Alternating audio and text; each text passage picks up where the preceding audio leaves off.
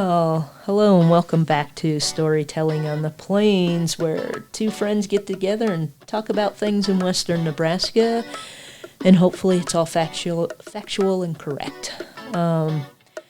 Today we're going to talk about just a regular old dude like you and me. His name is John Andrew Orr, and he was one of the early residents of Scottsbluff. I was reading a history of western Nebraska and its people last week. I have something else planned that's probably going to be like an 8 or 9 part series. And I was flipping through the book, and the history of western Nebraska and its people is in 3 volumes, and one of the volumes has just short biographies on people. And it's one of the things that I like about the book. The Grant Lee Shumway wrote the book, and they were published in 1921. And yes, Shumway does editorialize a lot, and his opinion can be seen throughout the book. But one of the things that I like about it is he's got this whole volume just on people that lived here. Mm-hmm. And some people may only have a paragraph, and that paragraph may be 4 or 5 sentences, and that's it. But he felt it was important to, document people's lives, because everybody's important, not just, the big name folks. Like we know of Caesar and Socrates and all the big name people, but not the everyday Joe.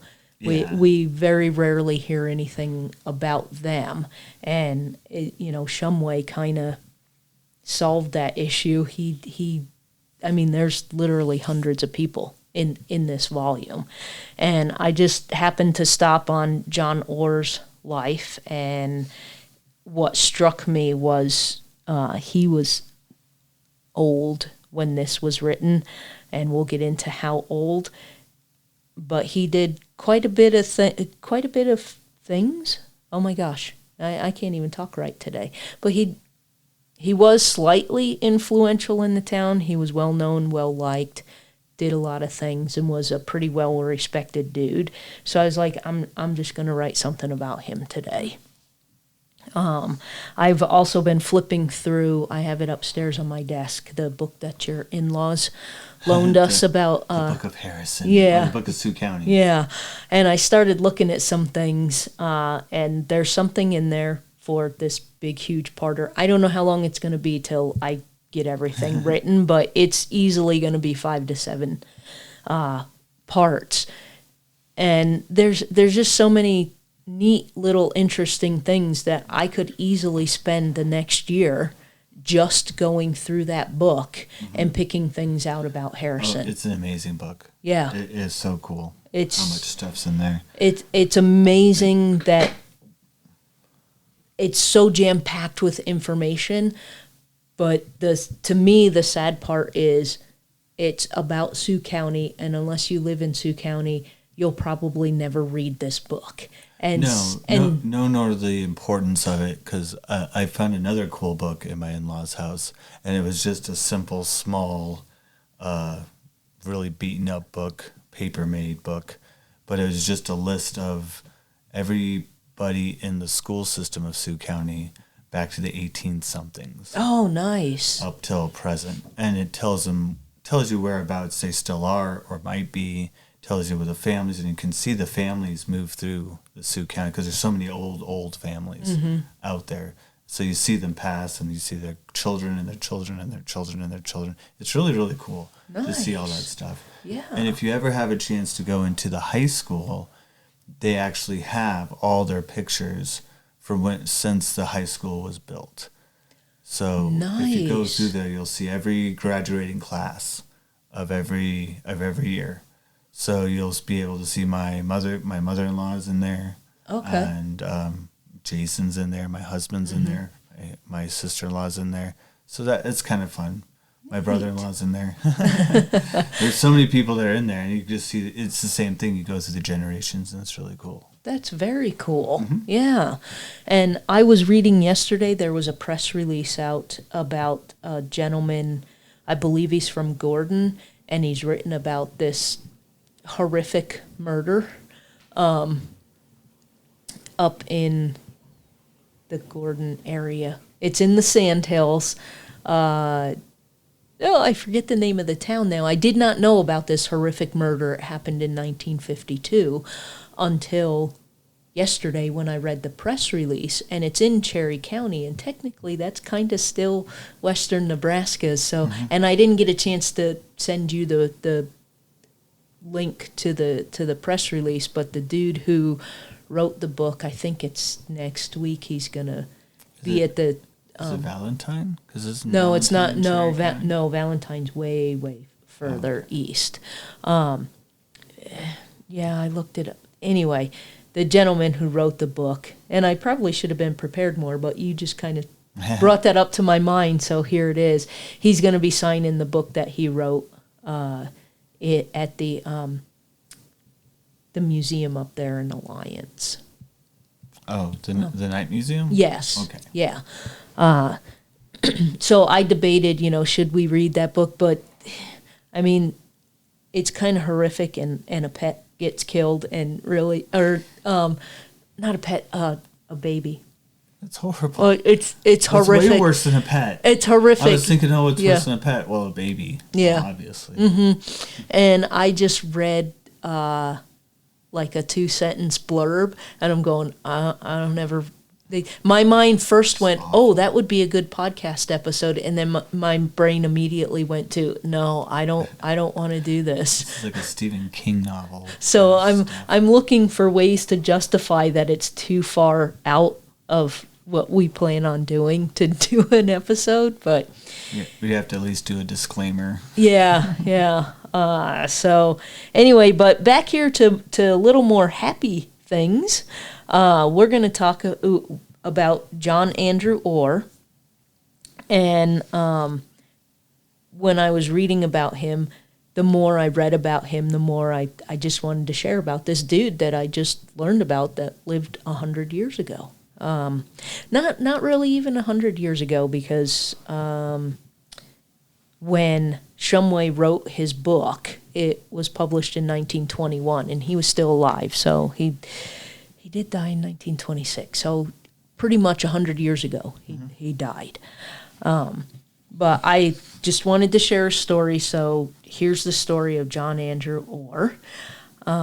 In the early 1920s, he had one of the largest seed houses in the area.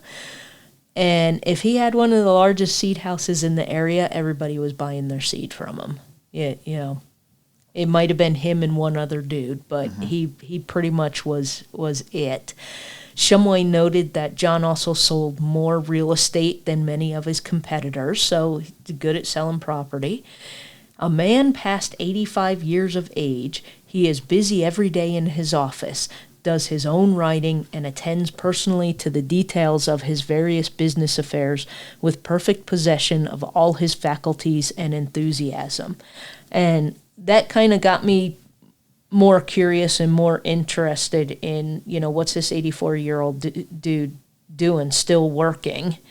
And not only is he working, he seems to be better at what he does than anybody around him. So I started looking into some more information.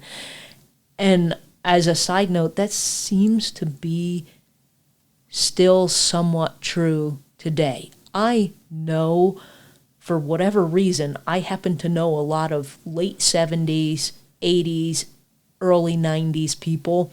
And when they're like, I'm 92. What? You look 67.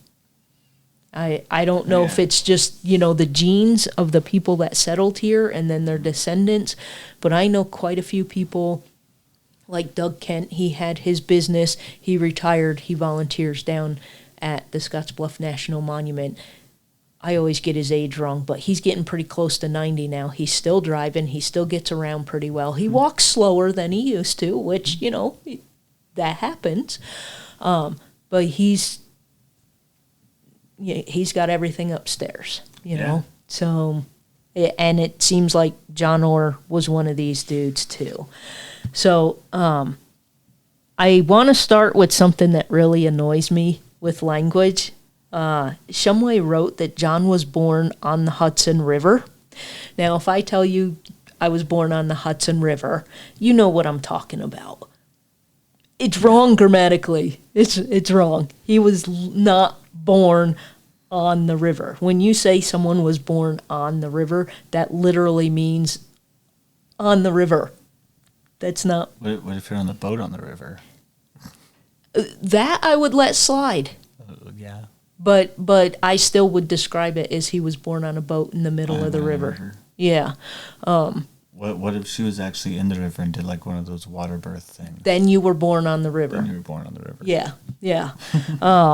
And At least on the east bank of the river. And I know I'm being pedantic about that, but there are certain things that just drive me crazy.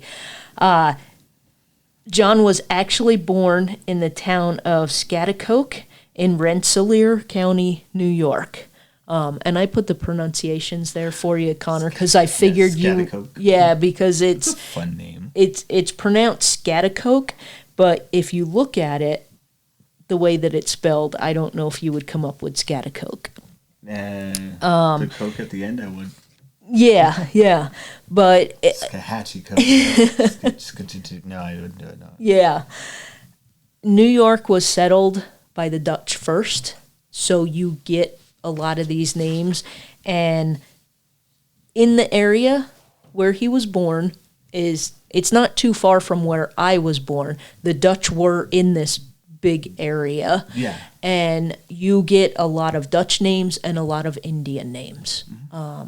And so I know how to pronounce them because I've been around these areas my whole life, but I just figured I'd put the little phonetic spelling in there just for the heck of it.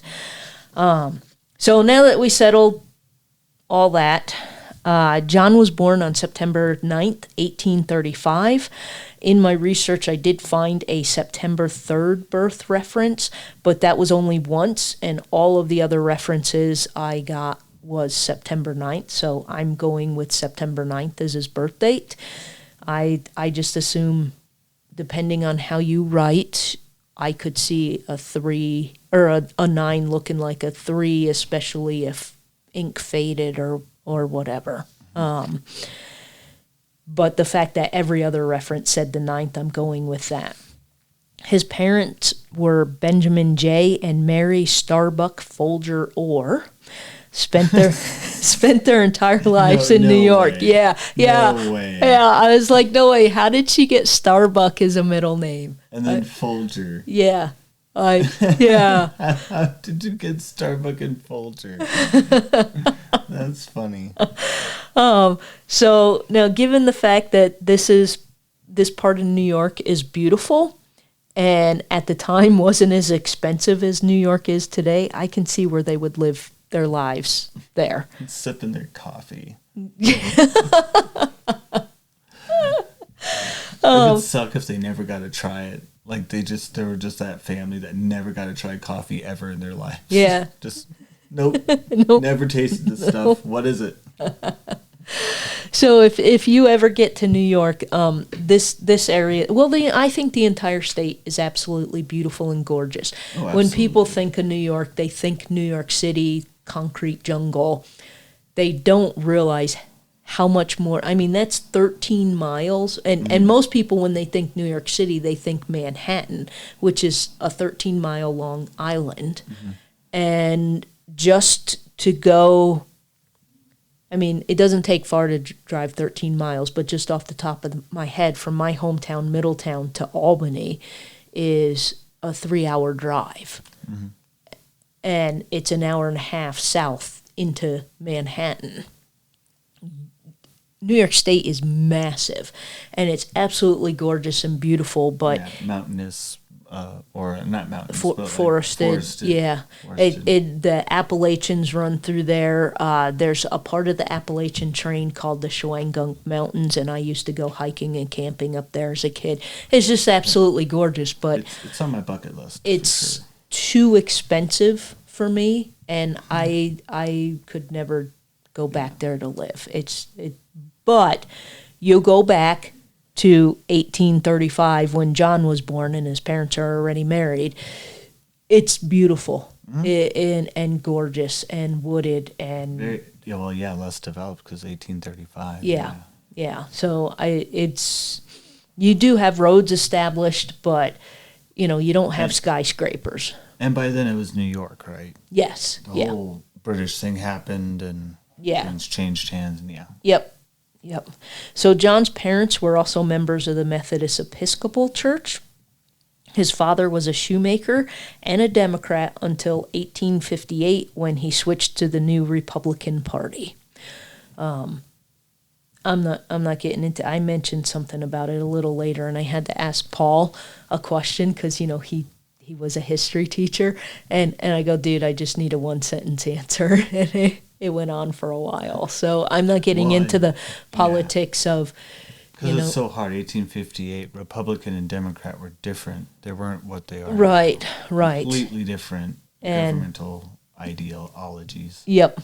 So his parents, Mary and Benjamin, were busy. They either had 11 or 13 kids. And I suspected the difference had to be because some of his kids died and they weren't counted by Shumway because that's kind of what you did back then. You didn't talk about the ones that passed. I was only able to find 11 kids, even counting the dead one. I don't know where the 13 comes from, and every place I looked, even the genealogical sites that I had to pay for access to, it said John had 9 or 10 brothers and sisters. It would list 2 plus 7 more. But I suppose if you have 11 children running around and you're trying to count them all, come up with 13. Yeah. So I was able to verify 11 across several different genealogical websites. I didn't even come up with like a 12th and 13th that was on one but not on others. It was the same 11 everywhere. So I'm going with 11. I don't think there was 13, and I'll explain a little why a little bit later. So he had one older brother, Daniel, and then he was the second oldest of the other. His younger brother, Nelson, was an American Civil War veteran. He was a private in Company E, the 3rd Michigan Infantry. So his brother at some point left the state, joined the 3rd Infantry, and fought in the Civil War. And then I was also able to find that his sister, Sarah Elizabeth Orr Jackson, lived in Glens Falls, New York. So she also stayed in New York. So which one was it, Elizabeth or Jackson? No, Elizabeth. Oh, Jesus. Yeah. His brother, Frederick Orr, has a birthday of 1847 and a death date of 1855. So he was 9. But he is one of the 11. Who knows? He's 9 years old. He could have caught whatever. All I could find was birth and death dates. No accounts of what they had died from. So there were definitely 11 kids. John's parents were also really young. At least I think were young. When he was born, his father was 24 and his mother was 20. And his older brother, who was the first kid, his dad was 22 and his mom was 18 when they were born. To me, that's too young. I still think that's, even today, that's my own personal preference kind of thing. But then I think about the fact that my mom was 21 and 23 with me and my sister. So my mom got married when she was 22, maybe. Yeah. 21, 22. So, I mean, that makes sense. That's just kind of what you did, though. Yeah. Even back then, it's just what you did. It was expected of you almost. Yeah. And if settle down right away. And have kids. And have kids. And if you look at it, Daniel was born in 1833, and the 11th kid, Benjamin, was born in 1857. So 22 years, man. She's having kids 22 years. And if you look, it's about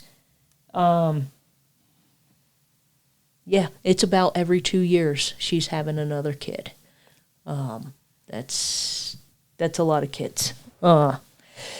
It's too many.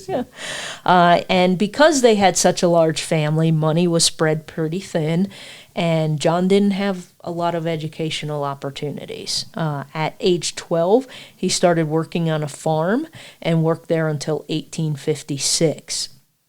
And I want to read from Shumway's book again because he just described it well enough that I don't feel the need to go and redo stuff.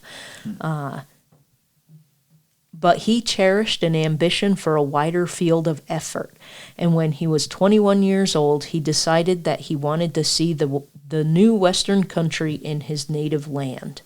He went to Chicago, then a small town, and continued on west to Galena, Illinois, the terminus of the railroad. From there, he took a Mississippi riverboat to Minneapolis, Minnesota, which only had 2 or 3 houses at that time. I find it interesting that Shumway noted that at that time there were only 2 or 3 houses in Minneapolis.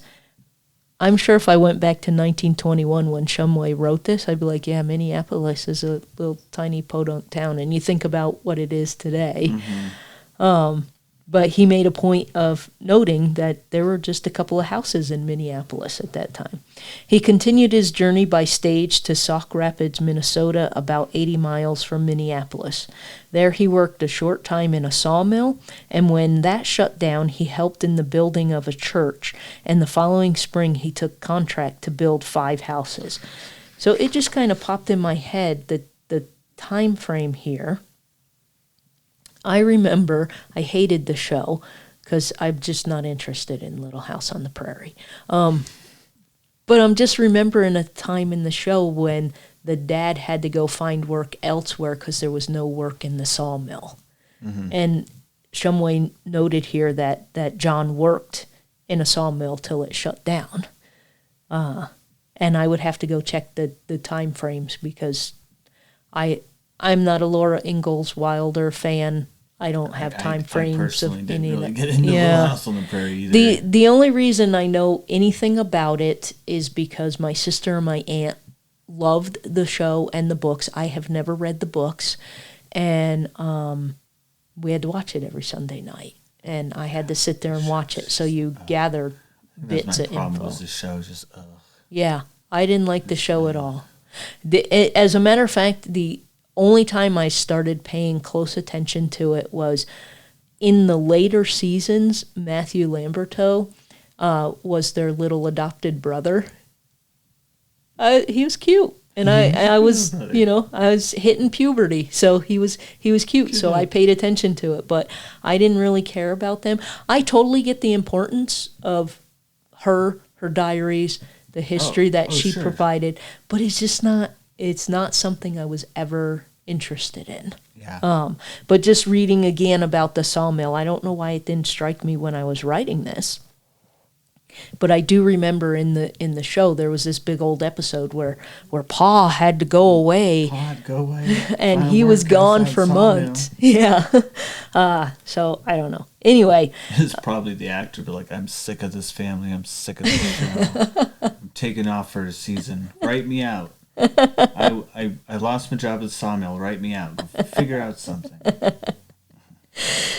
So John's equipment for the task to build the houses consisted mostly of good American nerve, for he had no capital and was not an expert carpenter, but having put in a bid and had the contract awarded to him, he knew no such word as give up. So I find this is your little bit of Shumway editorializing, but it's also John basically said, "Hey, I can build 5 houses. I can do it for this much money." And then they said, "Okay, here's the contract." And now he's like, "Crap." Especially he had 11 kids. It's clearly he doesn't know the word give up. Yeah. Oh no, that was his dad. He only had 6. He only had 6. And we'll get to that in a minute maybe too. He did know the word kibble. Yeah. Procuring the lumber and other material on credit, he finished his contract, and with this start, he continued in the contracting business at that point for about 2 years, and then returned east to visit his mother. I couldn't find any other info, but it apparently was not just a visit.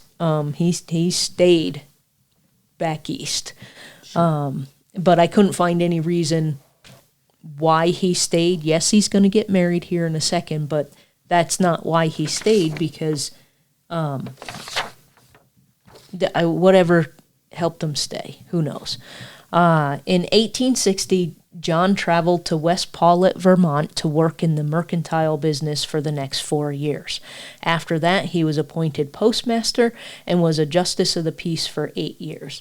And during this time, he met Lucinda Whedon. John and Lucinda were married on May 1st, 1862, in Paulet, Rutland County, Vermont. And I know exactly where that is. And I also had a friend, didn't live in Paulet, but she lived in Rutland County. So John was 26, and Lucinda was born on April 8th, 1839, so she was 23. I was also happy in this story that both John's parents and John and Lucinda were close enough in age that there was no ew factor for me. Again, going back to Little House on the Prairie, there's like 9 years difference, and Almanzo, started dating her when she was a child. That also gives me an ew factor. So now, since I know that area, I wanted to go and check the distances between their birthplaces, where he was born in New York and she was in Vermont. They are about an hour away by car today, roughly 47 miles. And if you think about that it's 47 miles and it takes about an hour to get there, you're doing back roads even today there. You're not doing major highway to major highway. You're doing back roads that are probably 45 or 50 miles an hour at speed limit. So that's why it's going to take you an hour. If you walk that distance, it takes you 15 hours. I probably should have clicked on the bicycle because that might be close to horse speed, but I didn't. But if you walk there, it takes you all day. That's all you're going to do today is walk. And I'm not walking 47 miles in a day. I got a car. I'm not doing that. So they made their home there in Paulet in 1888. Until 1888. And then John went west again. They settled in Lincoln, Nebraska, where he had a job in an electrical supply house for a while before he picked up again and moved west to Scottsbluff County. So we're finally getting him here. He's lived most of his life not in Nebraska, because you remember he was born in 1833, and it's 1888 when they get to Nebraska. So he's already 50. That's okay, though. I didn't move to Nebraska till I was 37, so that's all right. He came here in the interest of the Farmers Canal Company and conducted a store for the company, transporting goods from Lincoln. So that's pretty much how he got out here. He worked for a company in Lincoln, transported crap out here, and then liked it out here and said, hey, we're just going to move out here.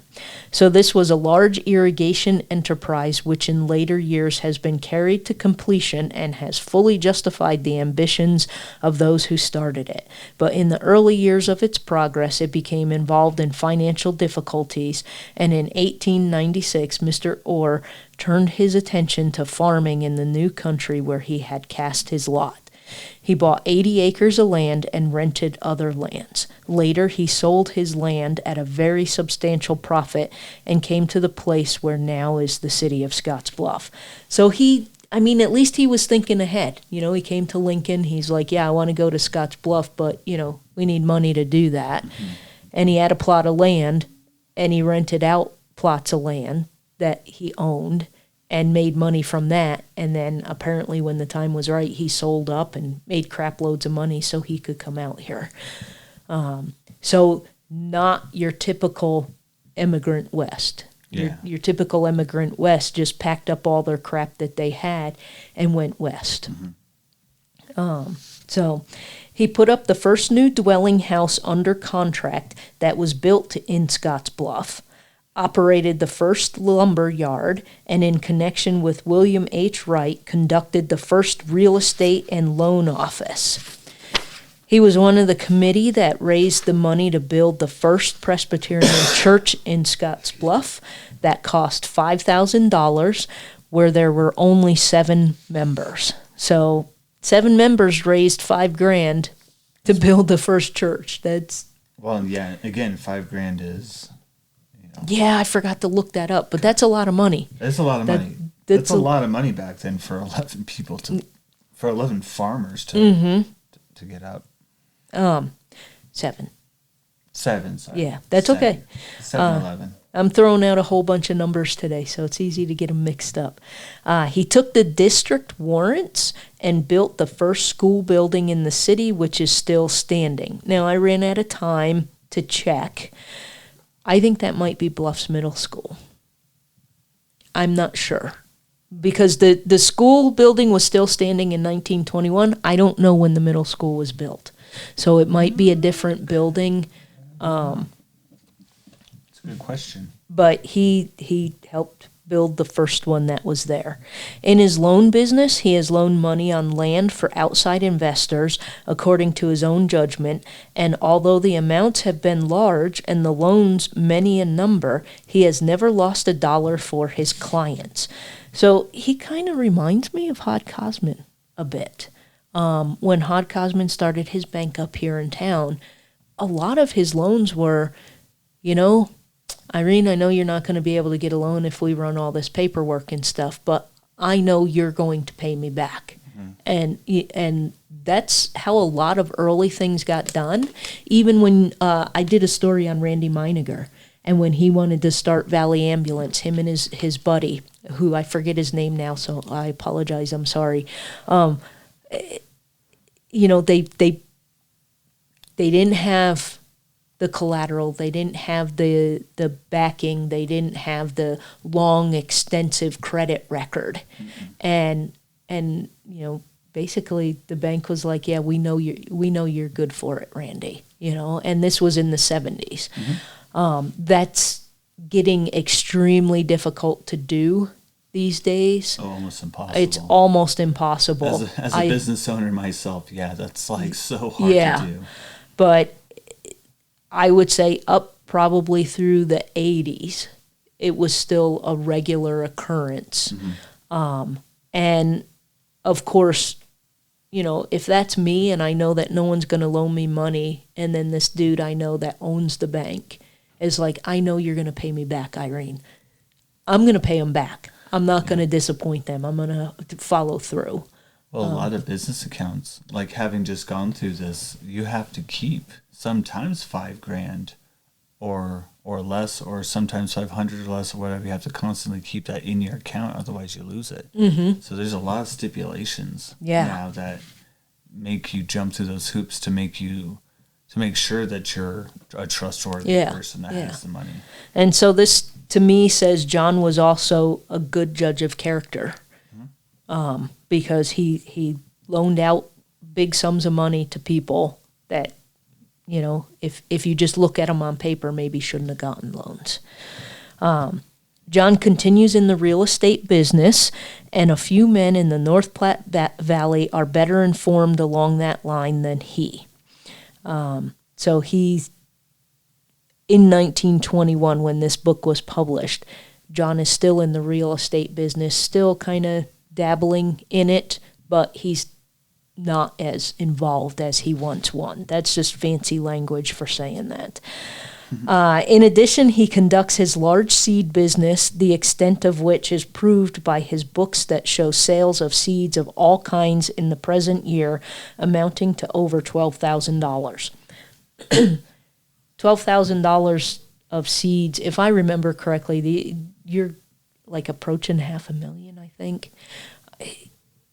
If it's more than 12,000 at this point in time, yeah, he's got the market on this. Yeah. And he's still pretty good at it, which is probably why at 84 he's still working, because it's something he likes doing. He's been doing it for years and is really good at it. So although his parents were Methodists, Lucinda had been raised Baptist, and when they got to Scottsbluff, there wasn't a Baptist church, so they joined up with the Presbyterian church, which they attended the rest of their lives, and that probably makes sense why he helped raise the money to build the church proper in town. The only information I could find out about Lucinda was that she passed away in Scottsbluff on February 1st, 1907 at age 67, and Shumway described her as a loving wife and mother and an admirable woman in every relation of life. And, you didn't get a lot of details about women. It's just the nature of the times. If I lived in 1921 Scottsbluff, I would be referred to as Mrs. Paul North. My name would not be in it, because you're still in that period of time where you kind of are still property. And that's the holdover there, where it's like Mrs. John Smith. You're not Jane Smith, you're Mrs. John Smith. And it's that holdover of women weren't in society and they were still sort of property. So that to me says, Shumway knew her well enough to know that she was a very decent lady.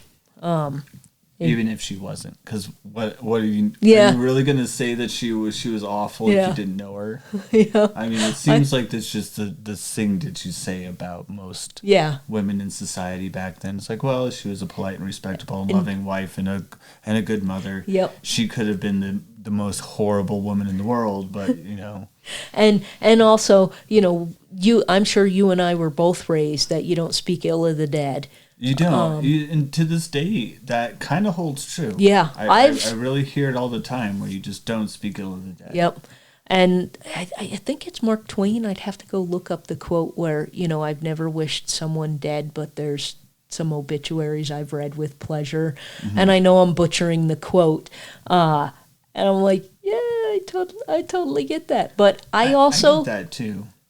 I also, if a massively terrible person died, I'm going to say good. I'm kind of getting away from that. If it's a really complicated thing, like they were kind of good but kind of bad, I'm just going to let it be. But if they're a net negative to society, I'm going to be like, yeah, it's better that they're dead. Mm-hmm.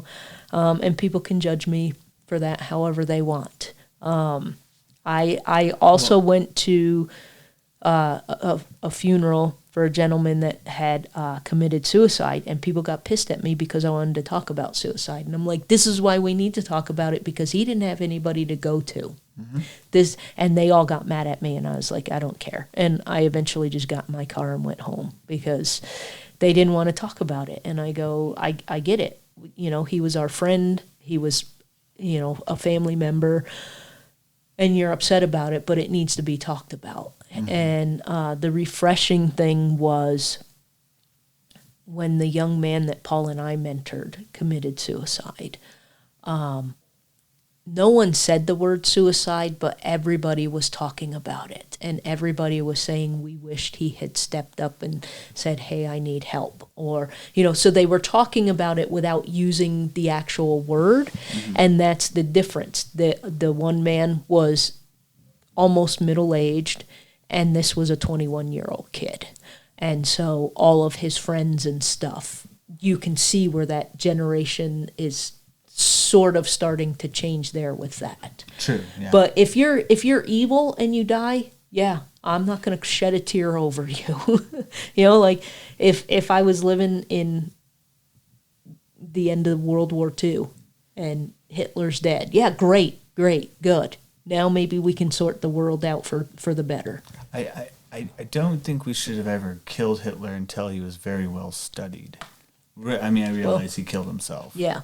But I don't think he should have been quickly executed. Same with the ones in Nuremberg. I think eventually, definitely, but they were very, very hasty.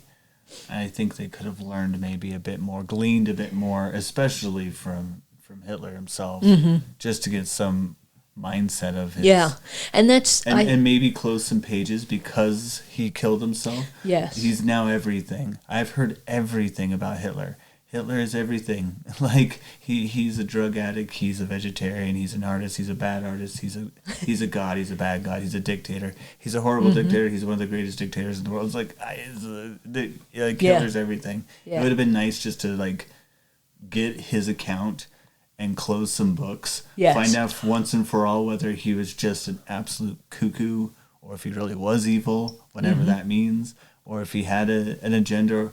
Or if it was he didn't know about anything for some reason, it was all his general's fault. Like maybe he was locked in the room and everyone's telling him, I don't know. Yeah. I'm not playing no sympathy for him. I'm just saying it would have been nice to get some closure. Kind of like with serial killers, like how they interview them now to find out what makes their brains tick. So maybe we can catch that before it happens in the future. Yeah, and I totally get where you're going. And once you're done knowing that, do what you will with them. Yeah, kill them, whatever. Send them life in prison, whatever. I'm not really for the death penalty personally, but life in prison, fine. Yeah. Do whatever. Same. I don't agree with the death penalty at all. And I don't... See, I've got too much information in my head, and if Paul was listening or sitting here now, I would just let him answer. But I'm pretty sure it was the mob that strung up Mussolini and his wife. It was, which is why Hitler killed himself. And to tell you the truth, the U.S. Army would have never gotten Hitler. The Russians would have gotten him first. Yeah. The Russians would have done that, probably. They probably would have done that, just like Saddam Hussein. They did that similar to him. It was what happens to dictators. And the Russians weren't exactly happy with Hitler after everything he did. So and on the one hand, like with Saddam Hussein, the U.S. military found him. I agree it was the Iraqis' decision for putting him on trial and doing what they did, but I wish we had been able to learn more before he was executed. Oh, definitely. But but you're also in that situation where I do think the U.S. did the right thing in saying the Iraqis needed to try Saddam Hussein, but I don't agree with the death penalty for anything. And I've been asked the but my whole life, but nothing. No, Anyway, Shumway was probably being nice about Lucinda. How did we get to that? I don't know. How did we get to Mussolini, Hitler, Saddam Hussein, and she was a dreadfully nice woman. Yeah. She was so nice. Just the best. I wonder if people listen to this and they're like, oh my God, you guys are morons. Yeah. Or it's like, what are you smoking? Yeah. The sad thing is we're not. I usually get up, eat a bowl of oatmeal, have a cup of tea, take a shower, and Connor shows up like 10 minutes later. So that's it. Whatever's in the oatmeal. Just the things we go off on. Holy shit. That's why even if I never wrote an episode, we could probably still fill the time with just whatever. Somehow we connected Mussolini to this very nice lady that died 100 years ago. I'm a kid that got out of that Ritalin generation pretty safe, but I'm not sure if I came out pretty sound. I'll just admit it, I'm not. Oh, so Shumway had noted that Lucinda and John were the parents of at least 4 sons and 2 daughters. He lived in the Winters Creek election precinct in 1900 and Scottsbluff, Nebraska in 1910. So I'm not quite sure where he lived in 1910. I'm guessing somewhere a little farther out in the country that hadn't been a specific precinct yet. But the thing that came up to me was he said they were parents of at least 4 sons and 2 daughters. So I'm going, okay, at least means more, but I was only able to find 6. So like you said, if some died at childbirth, you don't mention them. Yes, but they did have some. So I think this is maybe where Shumway might have done the whole at least part, because I did find references to all their children. At least I think they were all their children. They'd had 6, but 2 have passed away. Mm-hmm. So I'm wondering when he wrote the at least that maybe there might have been more that they didn't talk about, but the 2 that are gone were listed. So I'm not quite You're sure. Getting really into the language. Yeah. I'm probably reading way more into at least than I even need to. So their children were Horace Whedon Orr, and he lived in Boston, Massachusetts, and was in the plumbing and the hardware business. So, little different from what Dad did, but still a business manager. Then I found a listing for Orr with 1867 to 1867 as a birth and death date. So my guess is either stillborn or shortly after. Mm-hmm. I didn't have any months, so that's my guess is stillborn. I don't know. Alice Orr was a principal at a public school in Omaha. Nice. And she was born in 1867 and died in 1944. So you're looking early 20th century. She was probably the principal. Mm-hmm. So that's a nice thing. David Allen Orr was also in the plumbing business, but he lived in Whitehall, Montana. I didn't go looking for anything else on the children just because I wanted to stick with John. After David, there was another Orr listing that said 1873-deceased, and I couldn't find any more info on that. That might be stillborn. I don't know. Who knows? But I found the 2 children that might have given Shumway pause there. And then Andrew John Orr, so his name was backwards from John's name, was a prominent businessman in Scottsbluff. So that gives you the 6 kids, and I'm guessing the 2 who died were a boy and a girl in order to get the 4 boys and 2 girls that Shumway had listed. Mm-hmm. And all the children had been born in West Paulet, Vermont, and since Andrew was the only one that stayed in Scottsbluff, Shumway wrote a little bit of information about him. He went to public school in Lincoln, and he was about 11 when they moved there. So the rest of them were probably pretty much done with school by the time they moved out here. After the family moved to Scottsbluff, little Andrew worked on farms until 1910 when he got into the plumbing business. So 3 of his 4 sons go into the plumbing business. His company's name was the A.J. Orr Plumbing and Heating Company. Shumway said Andrew had developed the business into an important institution. The company does all kinds of tin and repair work, furnace and steam pipe fitting and plumbing, a general contracting business being done in this line. And Andrew ended up marrying Ethel Sawyer, who had been born in Weeping Water in 1904, and they had 4 kids. So the numbers are going down.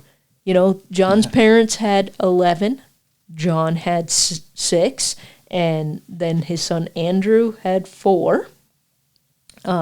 His kids were named John Clifton, Vivian, Lucille, and Alice May, and their ages in 1921 ranged from 12 years to 15 months.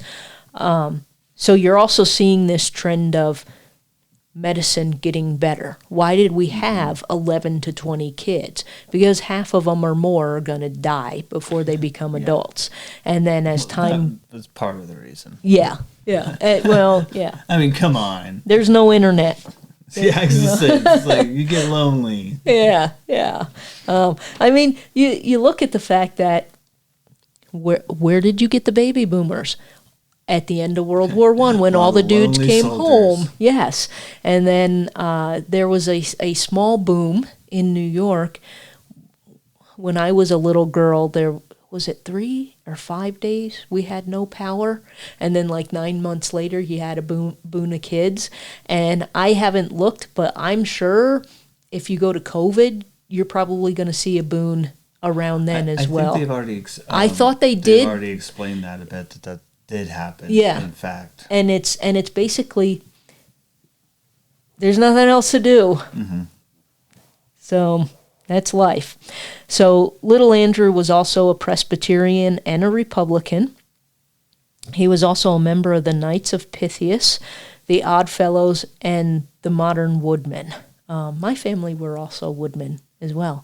And when my mom passed away in April, I had to contact them to let them know and claim the life insurance policy. Andrew was also a firefighter for 7 years.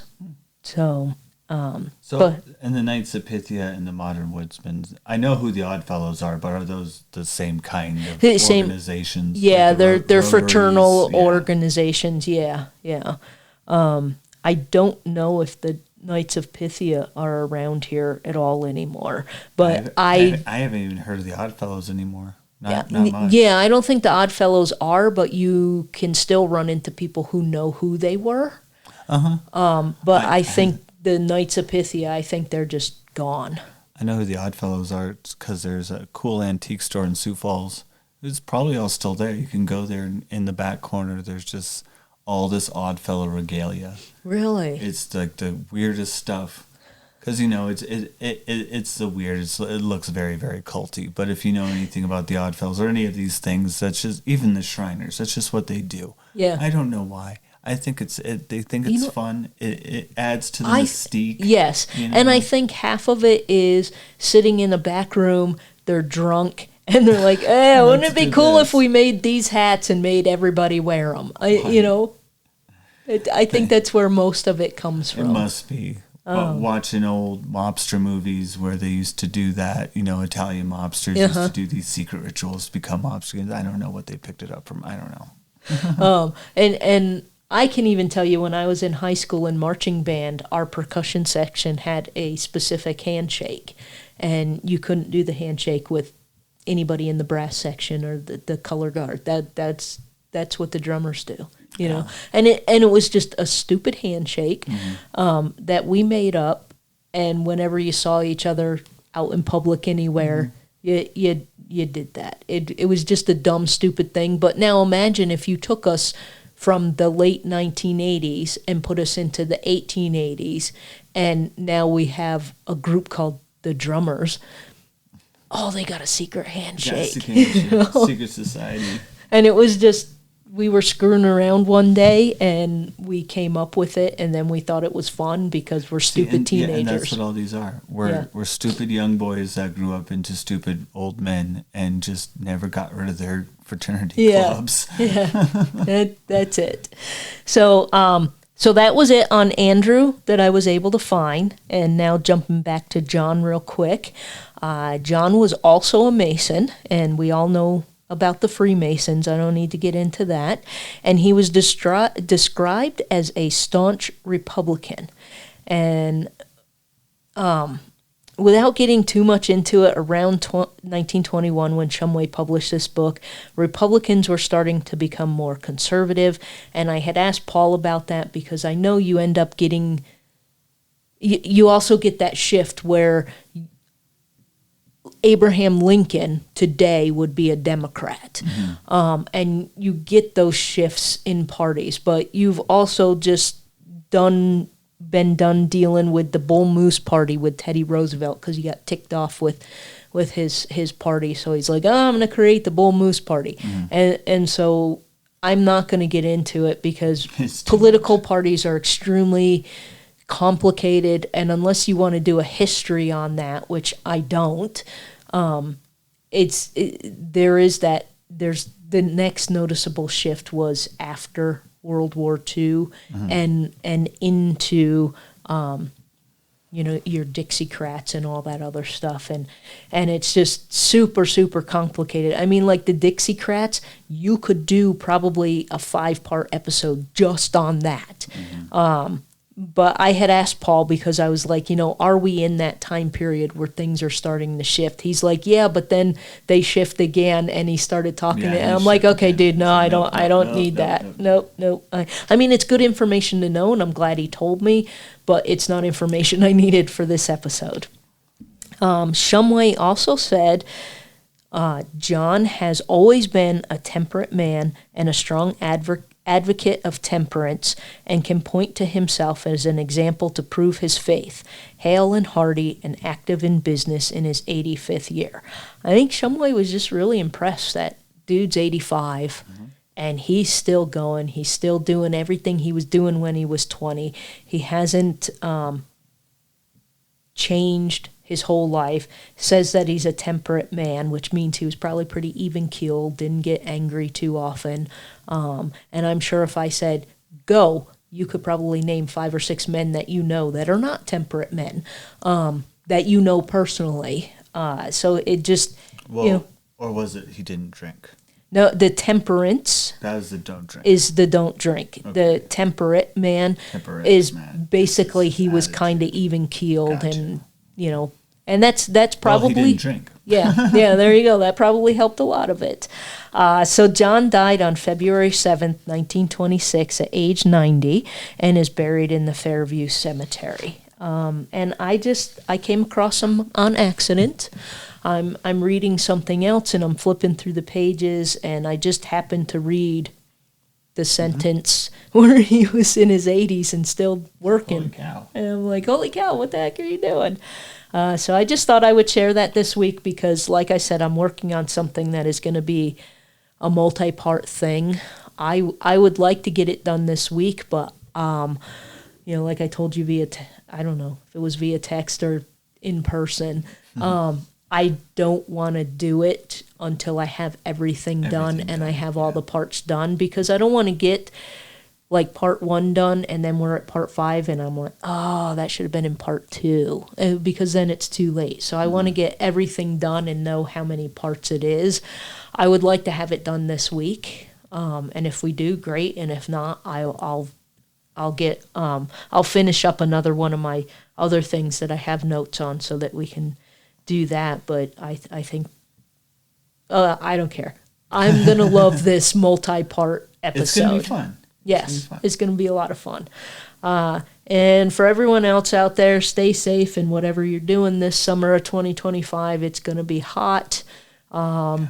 Whether you're hiking, biking, running, protesting, whatever.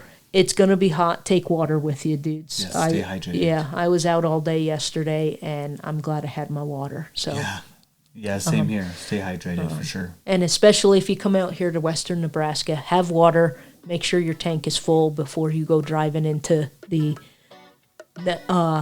nowheres. Yeah, I'm like, what do we call that? And just have fun.